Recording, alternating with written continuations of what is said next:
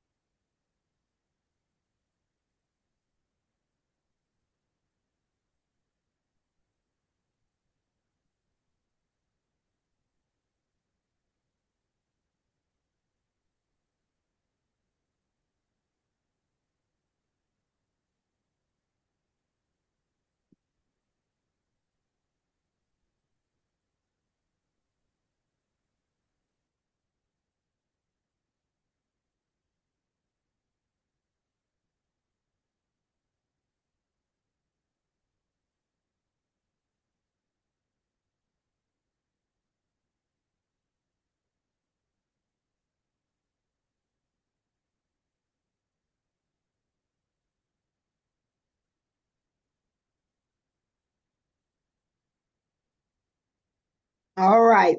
Well, welcome to the YWCA Nashville and Middle Tennessee's webinar series. And this is part of the YWCA Stand Against Injustice series. And we have these webinars typically on a monthly basis in which we look at topics that are of interest to our public that fulfill the mission of the YWCA. Our mission is eliminating racism, empowering women, promoting peace, justice, freedom, and dignity for all. We also say as part of this series that we are not indicting anyone in this process, but we are inviting you to the table to learn more about what the history of our country is, the true history, and how we can move forward in a collaborative fashion. Today's topic is democracy in progress, voting rights at a crossroads. Before I start this conversation, because this is a continuation and culmination of our 21-day racial justice challenge. And that challenge was democracy in progress, voting rights at 250. After weeks of daily learning, reflections, and engagement in this webinar space, we're going to go deeper in this conversation. But I'm going to tell you a story that was very enlightening, that makes sense to me on why it's so important to vote and the reason that I vote. My mother, who went to college at age 16 from a little town in Arkansas, Magnolia, Arkansas, went to Little Rock to an HBCU, and she was thrilled even though she was on the back of a bus going to college. The bus was empty almost completely, but all the Black students were in the back of the bus. But she was thrilled because she was going to college. And she went to Baptist College in Little Rock, Arkansas. Upon graduation, she went to a college for a short period of time to get a master's degree, Bishop College in Texas. And then she went to a small town in Arkansas on her first teaching job, and she was thrilled. And this was in Augusta, Arkansas, which is not that far from Memphis, Tennessee. She said that she was told you can vote. She didn't even remember when she was telling us this story what she was voting for. It's just that she knew she could vote. And now she was an adult. She was a teacher. She had been educated. She was just really excited about voting. And so, but when she got there, she was one of the few Black people that were trying to vote. They told her at the time that because she did not come from this town, even though she was from the state of Arkansas and gone to college, that she would have to pay a small amount, I think it was a couple of cents to vote.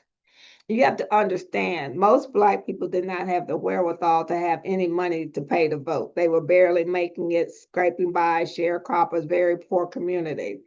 But my mother said that she always felt that rather than going to a club or buying cigarettes or anything like that, that wasn't her lifestyle. She was going to pay to vote. And when she came up with the money, the people were so shocked.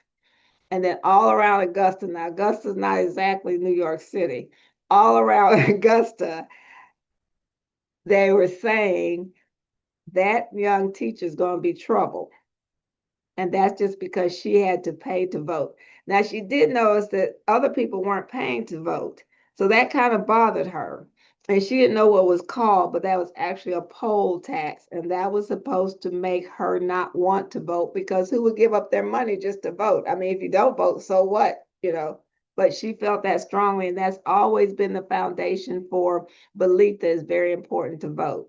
So if people in those days paid the little money they had to vote, fought to vote, I think it's very important for us to really make sure we secure this right that people fought very, very hard for a very long time to have. But as we approach 250 years of this country, well, the creation of the United States government, that is, we reflect on 60th anniversary of the Voting Rights Act. And if you really know the history, you would even wonder why, given the 15th Amendment, we even needed the Voting Rights Act. But it's because despite constitutional changes, despite legislation, there's been that still part of our country that does not want certain people to vote. Ongoing policy conversations and legal challenges continue to this day to shape access to the ballot. So that fundamental thing that was changing or trying to prohibit my mother from doing so many years ago continues to this day. Together, we will explore in this conversation the voting rights and how those things have changed from the founding of this country on indigenous land to today, while also examining how individuals and communities can move from awareness into meaningful, sustained action. And I think that because of most recent activities, because this was planned a while ago, most recent activities in the state of Tennessee, this is even more a thought-provoking conversation. We have a phenomenal panel today. I'm so thrilled. We have Dr. Chelsea Jones from the Brennan Center, renowned Brennan Center. Christine Sloane, who's part of our YWCA family, Director of Network Mobilization and Advocacy Communications at YWCA USA. Denzel Caldwell, Highlander Research and Educational Center, such a historic foundation for our community. The first question I'll ask each of our panelists. As we gather today, we are reflecting on 250 years of this democracy experiment. I call it that because if you've ever looked at other countries, we are still at the experimental stage of what democracy means. In this country, while we are navigating a moment of significant change, in recent months, the Supreme Court narrowed protections under the Voting Rights Act. Tennessee's redistricting followed that, and the representation in our state has shifted significantly.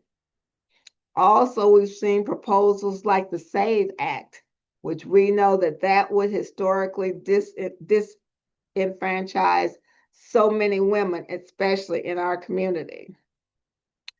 I want you to first, as I call on you, briefly explain what your organization does. And then for each of you, what feels most urgent for people to understand about this moment and what is at stake, particularly as we head into elections this fall. I'll start with you, Christine.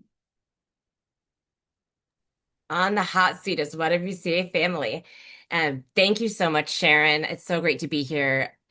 I think so. I'm at YWCA USA. Our mission, as is YWCA Nashville Middle Tennessee's mission, is to eliminate racism and empower women.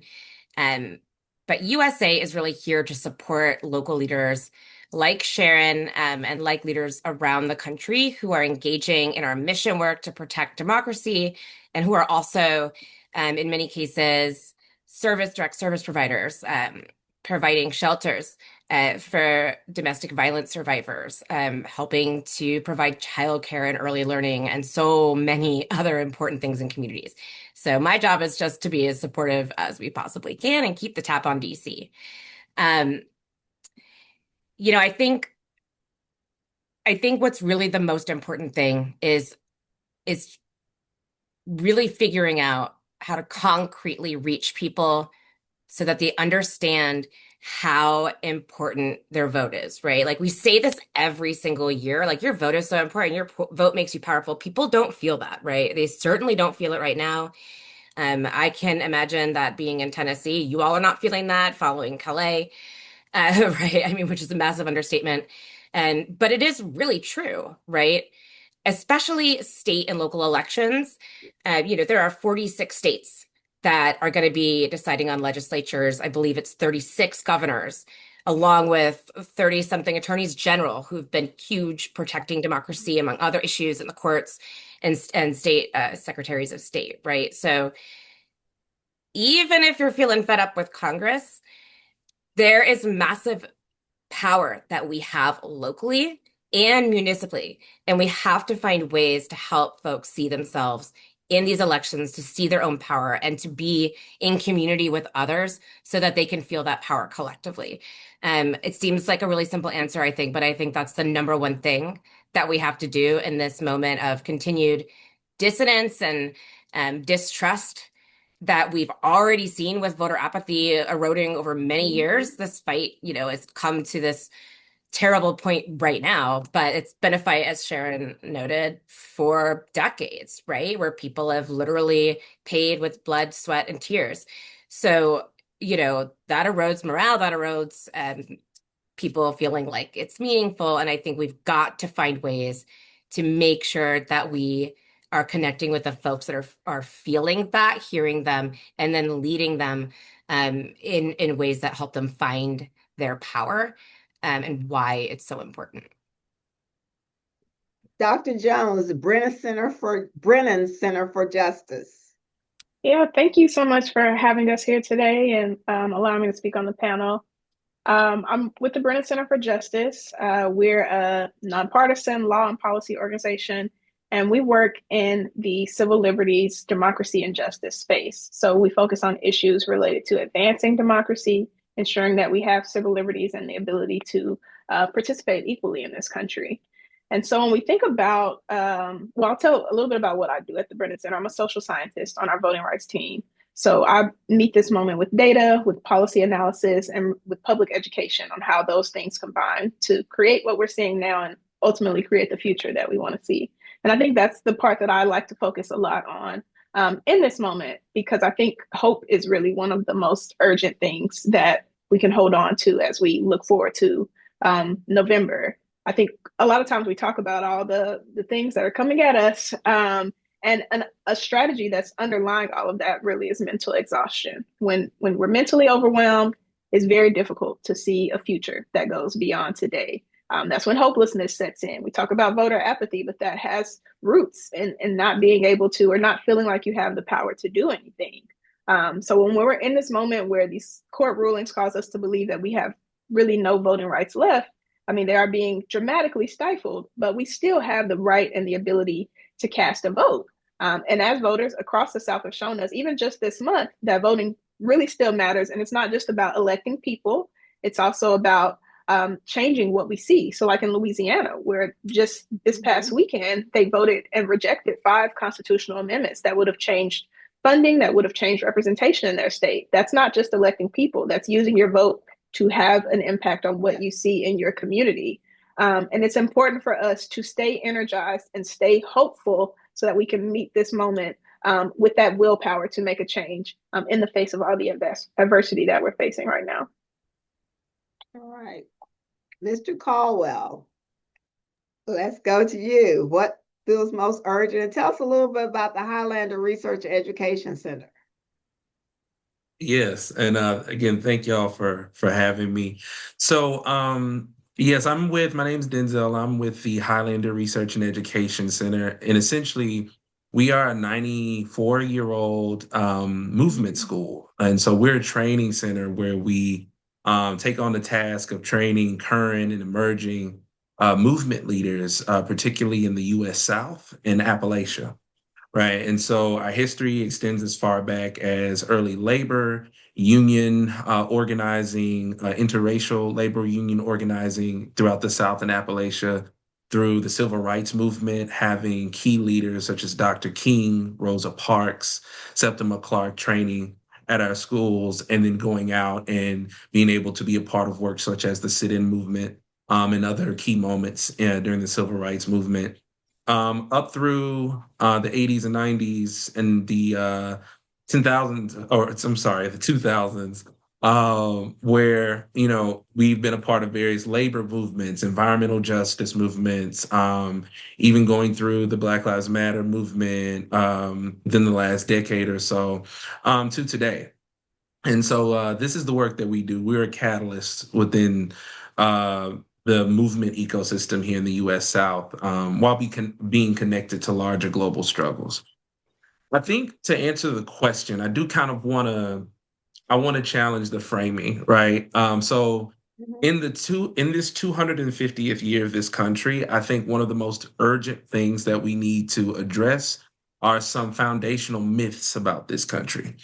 Right. And so what I mean by that is that oftentimes the popular narrative is that, you know, this country is sort of this ever evolving and imperfect democracy that we're trying to make just a little bit better. But if we're being honest about what we feel in our bodies, what we know to be true, when we talk to our elders, when we talk to folks who are living with us, is that the reality of this country was that it was founded in the land theft and in genocide of indigenous people, right? That was carried out by wealthy landowning European men, right? And it was about domination, right? And the domination of this land, the seizing of power from a far distant power, in this case, Great Britain, to do their own thing, right? And in this history of this country has always been a battle between that class of people and everyone else, literally everyone else who doesn't fit that description, right? And those who represent that majority, I would say, are the ones who fought to build a different world, given the circumstances that we have, right?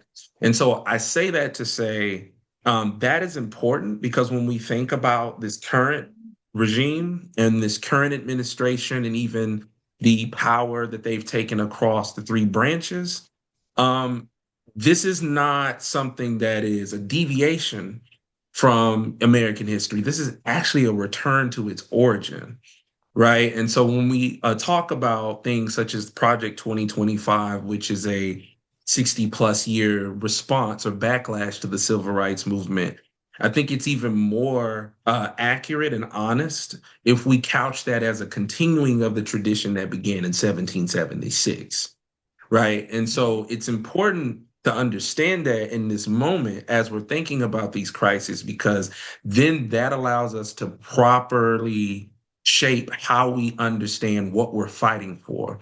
And I'll end it on this. And this is one of the things we talk about often with folks, especially here in Tennessee and elsewhere. We're very clear that in our fight against this growing systemic oppression, this fascism, we're not saving a democracy, we're building one. Right. And that distinction is very important because the system that denied my grandmother the right to vote, that denied them the ability to have adequate housing, healthcare, and even basic citizenship rights was not a democracy. But the world that she and so many other folks sought to fight and build for or build was a democracy. And that's something that has yet to be, but something that we can fight to make happen. Yes, thank you. Thank you. I'll go back to you, Christine Sloane. Your racial justice challenge, which is part of the programming at all YWCAs that choose to, but it comes out of YWSA. And it invites people to learn, but learning alone we know is not enough. You lead the network's mobilization and advocacy communications. What does it look like to move people from awareness into meaningful civic participation, especially in moments where people feel, as we said before, discouraged or overwhelmed? Yeah, it's a big question. And thank you for that, Sharon. And I just want to say, Denzel, I know. right on with everything that you said and that reframing first. So I think, speaking from a national perspective, we talk a lot about, lobbying, engaging with lawmakers. All of that is really important, right? I don't want to dismiss that, but I think the magic and the power coming from a YWCA perspective is really in the fact that, YWCAs are present in 45 states, and the District of Columbia and Sharon, to your horn, folks already know this about you on this call, I am sure. But YWCA leaders are deeply entrenched, deeply involved, and have deep trust in communities, right? And so, I think I'm not dismissing again the importance of engaging elected officials. That's incredibly important. But to really move change, and I think what makes the racial justice challenge so powerful each year really comes down to the fact that it's hyper community focused, right? I think when we think about how we actually move people, there's a tactic called relational organizing. And that's, organizing, if we think to define that, because that's a bit, people think about organizing in all kinds of different ways, right? But if we think about organizing from the perspective of understanding power dynamics, understanding how to shift power, and building collective voice and community in order to do that, relational organizing is doing that, is building that power, that organizing power, while really hyper focusing on the existing networks and connections you already have, right? This is an incredibly powerful tool. Some folks have big, massive shops that do this work on a grander scale, but that is Aries. She's deeply invested in this issue as well. But it doesn't have to look like that, right? It can be as simple as talking to a couple of your friends, which sounds like it's not that big of a deal, but it's a huge deal. It creates exponential change, right? There was a study from Columbia University in 2020 that found that voting participation increased by 8.3%. That's a very big jump. That's a significant number. 8.3 might not sound that big, but it's really big, right? There was another study that found an increase 13.2% more likely to vote same year. Obviously, this was a consequential election. There are a million other stats. I know Dr. Chelsea probably knows many of them. That's her purview. But there's a ton of evidence that this works. So I think what this really looks like is thinking about the folks you already know, thinking about the conversations. I know a lot of folks are like, I'm not trying to get into that Thanksgiving dinner conversation about democracy.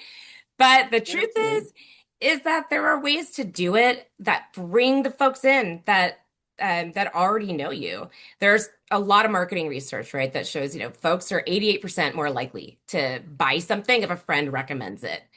This is the same truth for our elections, for participating in democracy, for engaging in issues. It's the same thing, right? We're all hearing a ton of noise shouted at us constantly, and every single moment feels like another disaster. Yeah. And so I really think the way that we move change is by really focusing and honing in on different relational organizing tactics that help us engage the folks around us, the folks that already trust us. We can break through the noise, we can cut through the misinformation, and we can really help folks, as I said before, which is so important, everybody said, right, see their own power and the importance of participation. So I really think it comes down to groups like YWCA Nashville and Tennessee engaging communities through the racial justice challenge and curriculum.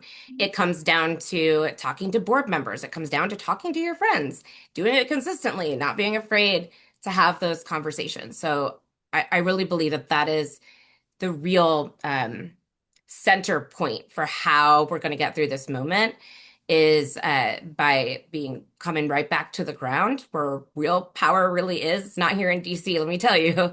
It's where you all are in Tennessee, and focusing on that and thinking about how we can engage the folks in our spheres is really one of the most powerful ways that we can really move things. Wow, thank you. And Dr. Jones, now we're going to get to some legislation, some things that have changed. And for someone that I was admitted to practice law in 1983, and at the time, when you go to law school, you take constitutional law. And I did not understand totally until many years later, the significance of that course. And I wish that everyone would have the opportunity to understand constitutional law, because that is where we are. There have been court rulings and legislation that often people feel are very technical. Now, I find them very interesting, but I'm coming from a different perspective because it's removed from their everyday lives. Help us understand what these most recent developments, I've seen the good, the bad, and the ugly of the Supreme Court of the United States, but Louisiana v. Callais and the continued conversations regarding the SAVE Act, what they could mean for the practice for voting access, representation, and civic participation moving forward. Absolutely. I want to, before I answer the question, go back to your point about studying constitutional law, because I'm not a lawyer either. My PhD's in political science, but my law training is on my own and working with a bunch of lawyers and Googling things that they say. But I want to make a plug for a book that just came out by a Black woman legal professor at NYU. It's about the Constitution by Melissa Murray, and her whole goal is to make the Constitution accessible to everyday people who didn't go to law school. So if you're in this moment and you're like, what is this Constitution thing they keep talking about? Why are we focusing on this document from how many years ago? Look up Melissa Murray's book on the Constitution. But to talk about your actual question, so I'll start with the SAVE Act, because that Callais is a longer discussion, but the SAVE Act ultimately is about limiting access to the ballot. It does so by fundamentally changing how we register to vote. And really, the discussion you started us with about poll taxes, it ultimately reinforces a poll tax by requiring very costly measures for us to be able to register to vote. We think about a birth certificate and a passport. That's costly in time that you have to commit to being able to do that. If you're a person who works during the day or an hourly worker, taking that time off to go to a Social Security Administration office and get a birth certificate is a cost. And then we think about the cost of a passport. That's $130 plus, which to the average person is not just something you shell out just to be able to cast a ballot. So that is essentially a modern day poll tax that changes what access we have to the ballot. And so that's what the SAVE Act is attempting to do, in short. But what the Callais case is doing is not impacting how we cast a vote, but how strongly that vote weighs in our ability to elect the people that we want to represent us. And so one of the really most fundamental things that we're able to do with our vote is choose who will represent us. Whether it's you want to elect someone who grew up where you grew up, who knows what streets need fixing, knows what community centers need repair, or maybe you're a person with a disability. You want to elect someone who also has a disability or who is a caregiver and knows what it's like to navigate this world with a disability. Or for like many of us, it's important for us to elect a person of color, a person of our same racial background who really knows the very unique and specific issues that we face as a collective, and that they can bring those issues to the policymaking process. That is representation. No matter how you define it, it is very critical to a functioning democracy. And really prior to the 60s, voters of color in this country did not have a chance to elect a person that they felt best represented them. And this was because of the way that district maps were constructed. It was so that communities of color geographically were split across multiple districts. Instead of being in multiple districts where they could be the majority of voters in a district, they were split to become the minority of voters across multiple districts, or packed all into one district where they had that one place to make an influence. And that's what gerrymandering is. So even though you're casting a ballot, your collective votes are not weighing enough to outweigh people who vote in the opposite direction of you, maybe people who have different partisan affiliations or people who don't look like you and don't have the same priorities of you. That's what we call voter dilution. It's making your vote less potent. So the Voting Rights Act of 1965 fundamentally changed that by making vote dilution illegal. It made it so that people like you and I could band together. We could get with the NAACP or the ACLU or whatever civil rights organization would come together with us and sue the government body that would try to dilute our votes. That's what voters in the South have done for generations in order to get racial representation, to fight against gerrymandering. And that's what voters in Louisiana did that led to the Callais case. Black voters in Louisiana make up about 30% of their state, and their map only had one district that was majority Black. So these voters sued under the belief that we deserve more than one district where we can have some political influence. That case went up. A federal judge ruled, yeah, the map should have more than one Black district. And then that new map that was created that had two Black districts was challenged. That case went up to the Supreme Court. And that's what we're seeing the results of now, where Justice Alito ultimately struck that map down. And in the process of striking down a more equitable map, he changed the process for challenging racially gerrymandered maps. So now plaintiffs who want to bring a gerrymandered map to sue have to prove that it is intentionally racially discriminatory, which is an incredibly hard thing to do. And we've started to see the results of that across the South. This new wave of redistricting that we're seeing is a result of us having less power and less ability to be able to counteract them. We see states drawing districts so that Black voters have less influence in their district. And this is a significant threat to Black political power. We know from data and history that Black politicians are less likely to be elected when they're running in a district that is majority white. And the fewer Black legislators we have, the fewer people we have advocating for Black interests. And that's not just a federal issue, as we've talked about earlier. It's not just a congressional issue. Mm-hmm. Black representation is threatened on the state and local levels too. In our state legislatures, our school boards. And the truth is, in every room where decisions are being made, we need racial representation because we are a multiracial country. We need Black women in the room to say, hey, maternal mortality is an issue for our community. So we need to pass laws that protect pregnant women. We need Black men to say, hey, Black kids are disproportionately put in detention centers and disproportionately put in detention in school, and for reasons like their hairstyle or things that may be cultural to us. And we know that there's a pipeline from being put in detention to school to going to juvenile. So we need people to speak up and impact laws about that. That is the role of racial representation. It's our voice in every room. And the Callais ruling really opens up this door to eliminate racial representation by making it harder for us to challenge gerrymandering and vote dilution. And ultimately, it can send us back to a time where legislatures, where school boards are all white. Yes, yes, yes. All right, Mr. Caldwell. In Tennessee, that's where we are, and this is why this conversation is so important. We have many communities that are grappling with the new reality of changing political representation, trying to see if we can still have meaningful participation, keeping spirits alive and saying we can do this, we're just going to have to manage things and get out the vote. What have you learned at Highlander about how communities build power locally, especially when people feel disconnected from traditional systems, the system of, you have your representation within your community, and that's changed significantly here in Tennessee.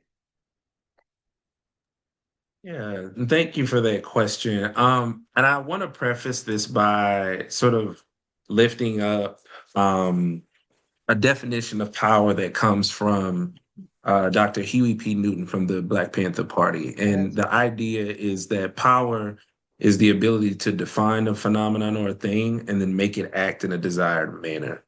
And the reason why I want to be clear about the definition is to really make it clear what I mean when I say building power, right? And so when in the context of political representation and political power, I think one of the things that's often missing in the conversation about the ability to participate in this structure is also people's ability to shape their agendas to then be exercised into the electoral or representative space, right? Because without that, you participating in the electoral process, you're being beholden to people who've already imposed their agendas onto the electoral sphere or policy sphere, right? And so I say that just as a preface to say that one of the things that we've learned and that we know to be true, especially in Tennessee, is that power comes from the masses. Power does not exist ultimately in the halls that we associate with power, the legislative halls. but power and what influences those halls are influenced by what happens outside of it, right? And that means a lot of different things, whether the masses are apathetic or whether the masses are fully engaged in defining agendas. And so, what we know to be true, even in this moment, is that, and I'll stick to Tennessee, is that the most potent signs of building collective mass people power comes from when organizers, whose job is to alter and shift power with people, organize our people to become the world makers, to become the power shapers, right? Instead of thinking of power as something outside of them, that's external to them, naming what is true, which is that power is in the community. And so, what does that look like across Tennessee? One of the things I really want to lift up in this conversation is the use of people's movement assemblies. And for those who don't know, people's movement assemblies are this sort of directly democratic mechanism or process where communities come together and ask three questions or answer three questions. What are our problems? What are our collectively devised solutions? And how do we make those things happen? Right. And so, how has that looked across Tennessee? So, we can think of Memphis. In Memphis, the process to elect the first Black mayor in Memphis came as a byproduct of People's Movement Assembly with various organizers and activists who are in the space to bring community to decide what they want, who they wanted to represent them, and then engage in the voter process. Here in Nashville, we have organizations such as the Southern Movement Committee, who engages in people's movement assemblies through the Black Nashville Assembly. We organize working class, everyday Black folks in the city to think and organize and build agendas around the city budget.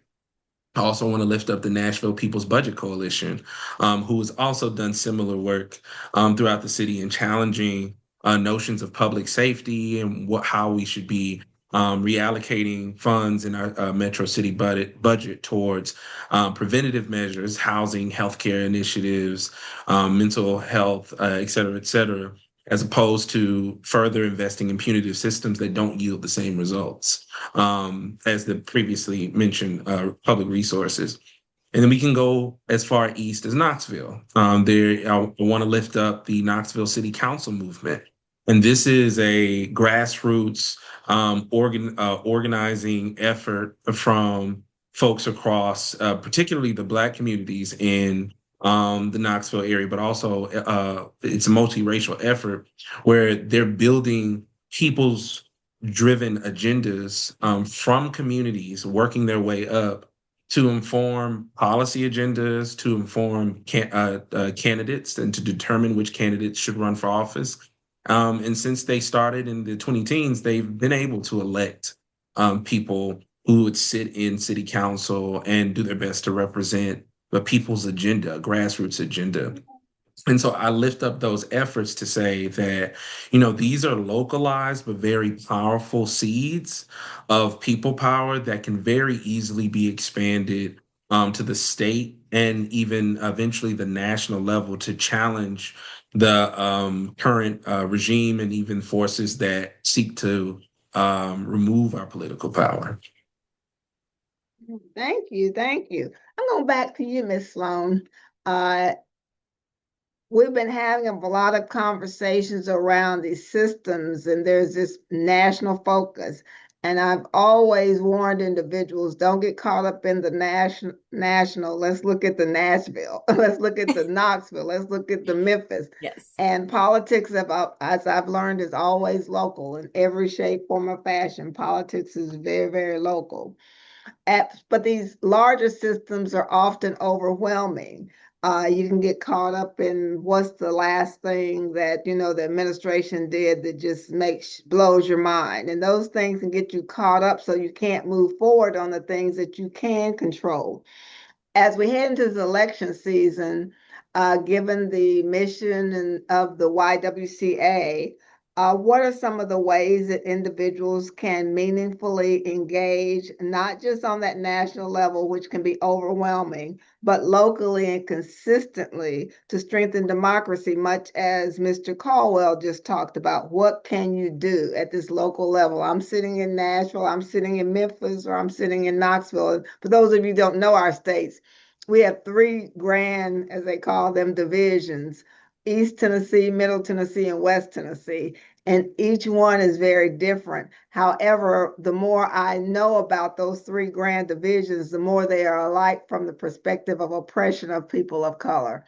So let's get you your answer to that question. Yeah.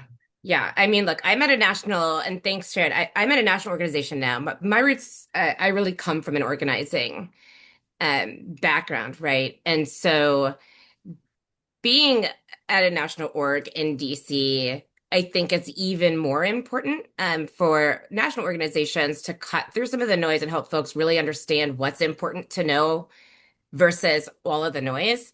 But, thinking about your words, Denzel, and your words, Dr. Jones, in constitutional law, which fascinates me, but I realize that the vast majority of Americans are not going to want to nerd out with us on that. I think, it really is hyper local. So I think it's national leaders supporting and most importantly amplifying, right, the work that local organizations like YWCA Nashville Middle Tennessee are doing. And I think, you know, folks hear about SCOTUS, the Supreme Court, and it's like there's been so many bad things, right? And it does feel really dissonant and like disconnected from our daily lives, especially I think you were talking, Dr. Jones, earlier about when you're just trying to make it through the day and feed your kids and keep the lights on. Like this isn't necessarily the stuff that you're thinking about, and it's easy to lose hope. And I think um a really clear action step to me is to think about today, right? Maybe write down three ways that uh local laws or local elected leaders have impacted you, right? I think it's really important to focus on the hyper local, but how do we translate, right? Like what Calais means. You're seeing it in real time in Tennessee, but we know that the public, I don't think this is going to go away anytime soon. I'm glad to see all of the action. But folks start to forget really fast when these important moments happen, right? And so I think continually reminding like as a Tennessean, how is Calais affecting you? We just talked about a lot of those ways, but how's it impacting your real life? Like, what does this mean for your real life? What are three things that this really translates to? And then have those, what I was referring to as relational organizing conversations with the folks within your sphere, right? We have to demystify all of this grand scale stuff and really bring it home to what this means for your ability to, voting impacts how you can receive healthcare. All of the things that are happening around impact your ability to access housing, anti-discrimination law. I mean, just the roads you drive on, right? All of these things impact all of us in deep and important, very real ways in our everyday lives. And so my charge to folks, what I think really, really matters is really sitting down and thinking about the real impacts for your personal life, and then starting those conversations with other folks in your community and doing the work that Denzel was just so referencing, right? Like we need to hear directly from communities. Communities have to make these decisions and come together. And I think from a national perspective, our job is to amplify that and do everything that we can to support the conversations. And yeah, I'm always going to bring it back to local. All right. We'll move forward. And Dr. Jones, you explained Calais better than anyone I've heard explain it so far. We should just put that out in a capsule because that made it make so much more sense with all the confusion. Why was this case even there and how did it get twisted? So kudos to you. Thank you so much for that explanation. But as I've told you before, the YW Nashville Middle Tennessee conducted the Racial Justice Challenge. And we were exploring throughout that challenge how voting rights in this country have expanded and contracted and all the back and forth and what has happened throughout the history of voting, which should be a very simple concept in this country. When you look at this moment historically, what patterns do you think people should recognize? Because we have to get ahead of this. We have to recognize that there's some things happening now that maybe happened historically. And so we can better understand where we are today. Absolutely. And I'll take your compliment on explaining Calais to heart because like I said, I work around a lot of lawyers. So a lot of times I'm like, what does that word mean?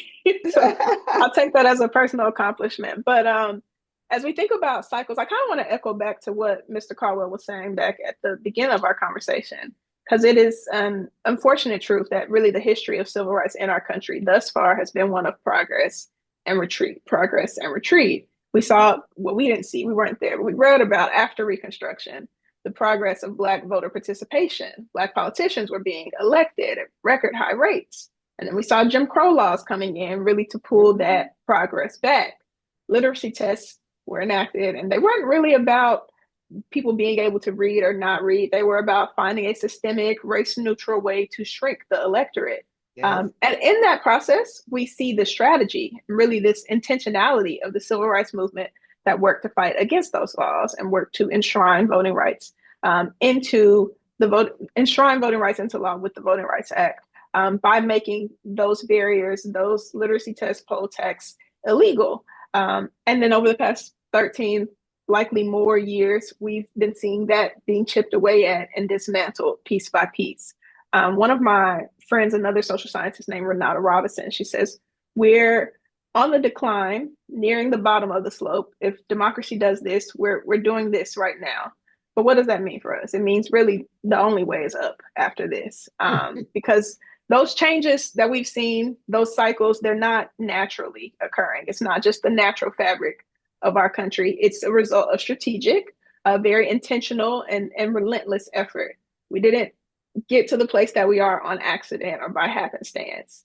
And if you really think about it, someone sat and they dreamt up what they wanted this country to look like when they wrote Project 2025.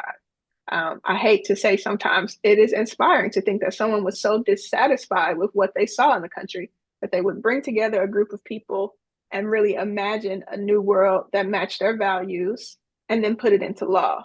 And that's the point that we're at, people who oppose that. Latasha Brown says we're the new architects of this country. That means it's time for us to pull out the blueprint paper. And we see that things have been dismantled. So we have to figure out how to rebuild the world that we want to see with the materials that we have left. That's how we got the original Voting Rights Act. We didn't have very many materials to build that. We didn't have seats in Congress to pass the bill.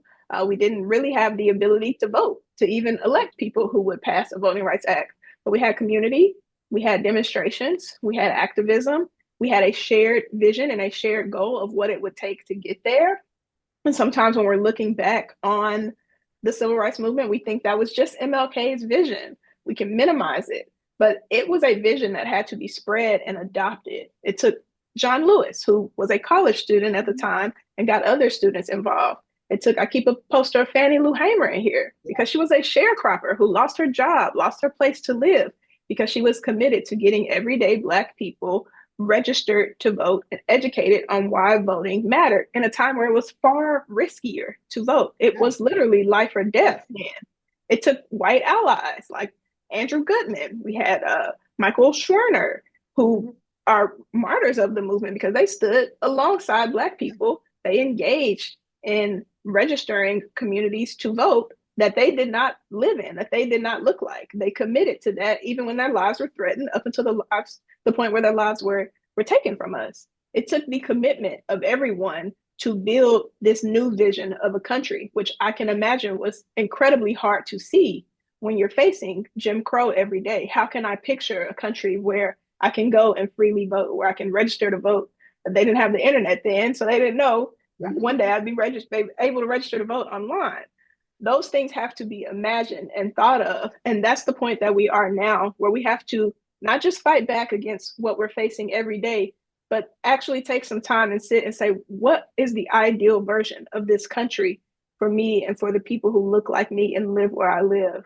What would it really take for us to be able to exist fully, to participate in democracy fully? And that's the vision that we have to pull people into and commit to. That makes sense. And I'm going to move to you, Mr. Caldwell, because we're really looking at a collective responsibility.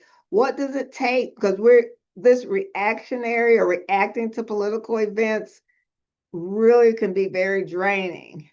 And we have to look at building that long-term civic engagement and moving toward what Dr. Jones was speaking to, collective responsibility. Give me some wisdom on that. Absolutely. So what this comes down to, and it's been said before, this comes down to organizing, Yeah. to getting into organization. We're not going to be able to deal with a 250-year-old collective problem with an individual,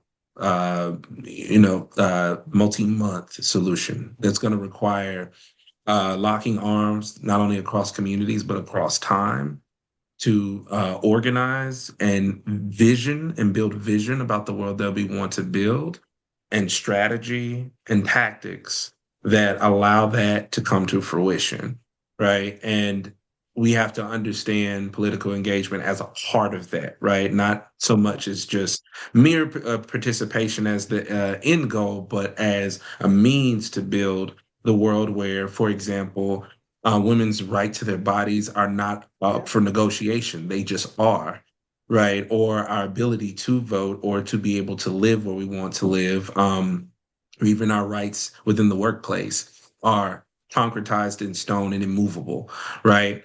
And so in order to do that, we have to be able to organize our folks. What does that mean?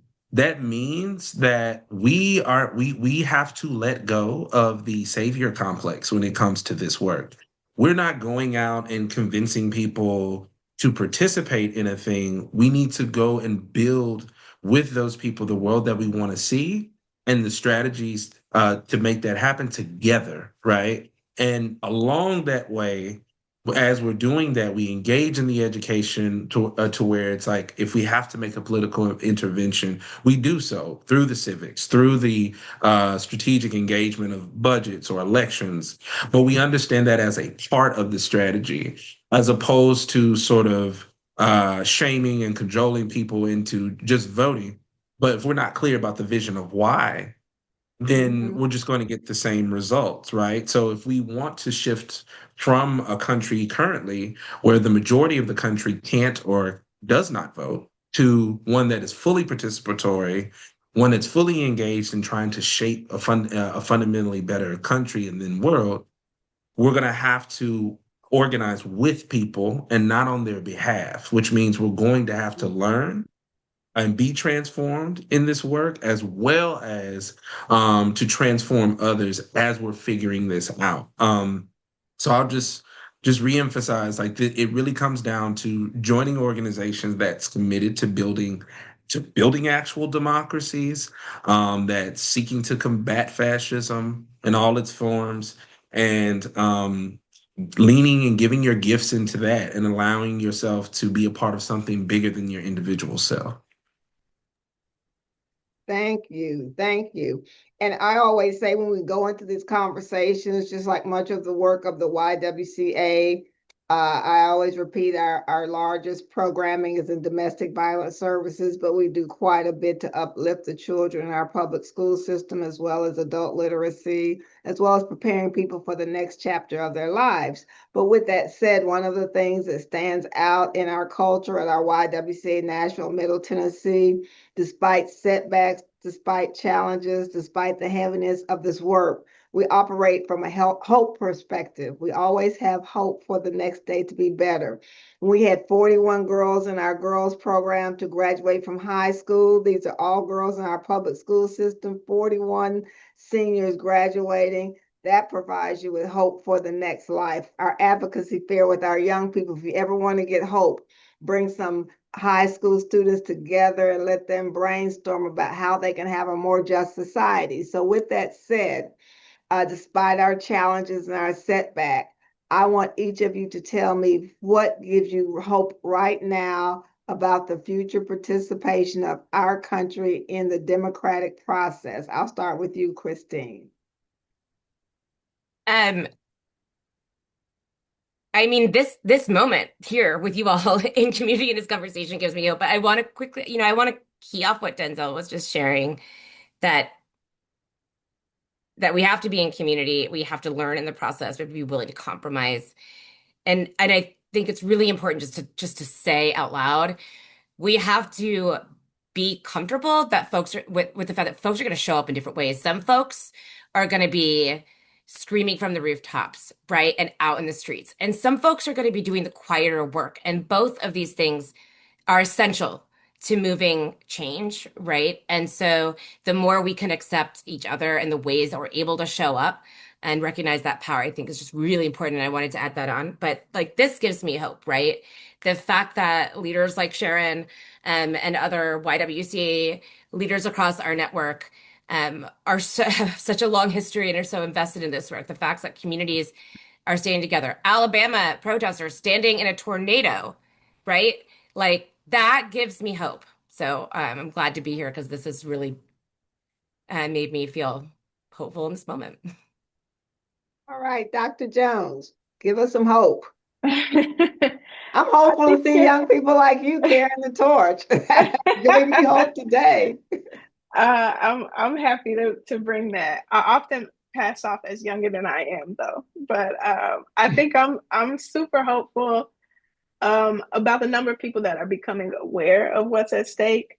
Even if people are not sure what to do just yet, we have a number of people becoming engaged for the first time. And I I hate the circumstances that are causing it, but it is a good thing. And we should continue encouraging our friends and family who are becoming aware. Maybe they've never been into politics before. We shouldn't shame them for that, but pull them in, find out what's important to them, and relate that back to politics and to voting rights, and show them why voting and political action is important to the things that impact their everyday life. That's really how we move forward in this world. Around election times, especially when there's an election going on in Texas, is when I kind of like increase my social media activity and just post about going to vote 411 to find out what's on your ballot or where to vote in your jurisdiction. Or I'll post about going to like the League of Women Voters website to find out different interpretations of constitutional amendments and things that might show up on your ballot. And every now and then I'll get a person responding to that I just assumed was an active voter that will say like, I voted for the first time, or thanks, this really helped me understand the process.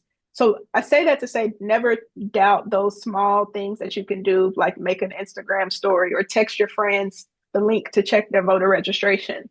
Those things are so critically important. The work of our civil rights leaders were engaging people every day on not just getting them out to vote, but convincing them why getting involved in the movement, why stepping out of their daily activity and getting engaged in the movement is critically important. And that's our role within our communities, within your sphere of influence, to continue having these conversations with people and making sure they know what their place is in all this. And it brings me hope that people are starting to do more of that.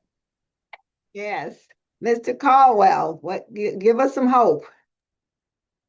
I find hope in people's ability to continue asking questions. I find hope in neighbors, including my own, being willing to speak to their neighbors and get to know them and to ask questions and to help them out, even if they don't know them. I find hope in our youth who are always and historically have been the leaders of movement and social transformation in society. And I find hope actually across the planet. There are many movements that are happening across the planet in response to be honest, the oppression that this country has sort of exported. And so I find hope in those struggles. And I too find hope in people recognizing the moment, not only just the chaos, but the fact that they see power in themselves, the fact that they say, hey, I actually can learn a thing and be a part of shaping something different, like whether it starts with cleaning up or covering up a pothole in their neighborhood to transforming, our legal system's ability to impose restrictions on the bodies of women, to districting maps, right? And more. And so, like, anytime that we have people, whether they be children, adults, elders, who say why or no in the face of oppression, in the face of destruction, that's always a source of hope. And as long as those things exist, as long as we're interacting with each other, as long as there's curiosity, and as long as they're children who lead the way, there will always be hope. Mhm. That is very true. This has been a phenomenal conversation. As I say, we do this because we see this as a significant part of our mission. We invested because one of our board members, when 10 years ago, I moved into the spot as my retirement job. I was a corporate attorney. I said, this is one area we can do better. And I think we're built upon that. Just hope that we could inform the public in these critical conversations. Little did we know things would become this critical, but when the mission is strong, that's when we become stronger. And so we also want to thank the Nissan Foundation, also the Harnish Foundation and Alliance Bernstein. Our local corporation, our local families have stepped into a space that many are afraid to be a part of. I don't know if we've just convinced them that this is worth it, but they've been phenomenal partners over a long period of time, have stepped into the space with financial resources that enables us to do this work.